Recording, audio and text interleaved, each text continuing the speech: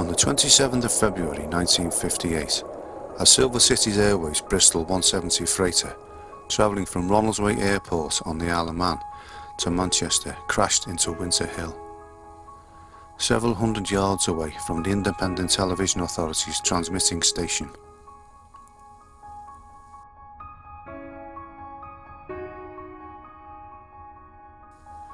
"35 people died and 7 were injured.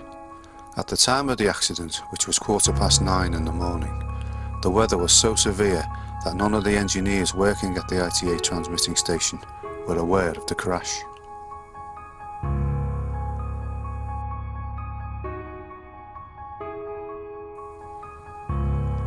Alan Sucksmith, an engineer at Winter Hill, recalls what the weather conditions were like at the time. It had been snowing heavily for a long time. No vehicles could negotiate the road, and you could only walk up with difficulty.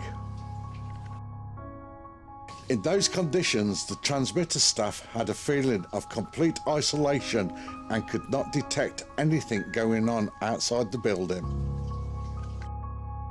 They even had to divert a snowcat vehicle from the A6 to make a path for the emergency vehicles.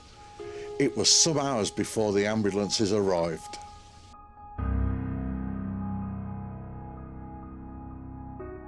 It was my first flight after training, and because it was only a short flight, only one air hostess is necessary on a trip like that, and so what an initiation.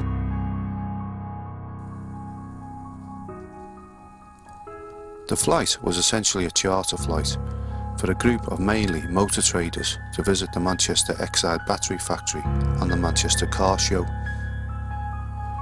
The Silver Cities Airways Bristol 170 freighter, call sign Charlie Sierra, was due to land at an aircraft reporting point at Squires Gate, which is about 3 miles from Blackpool. The aircraft was flown by Captain Cairns at an altitude of 1,500 feet due to low cloud in the Manchester area. After gaining clearance from air traffic control at Manchester Ringway, Captain Cairns flew Charlie Sierra inland to a Wigan beacon, which is a non-directional beacon in the Manchester zone. It transmitted a recognition signal of MYK in Morse code. Due to a number of navigational errors in respect of the radio compass bearings and altitude readings, the Silver City Bristol freighter crashed.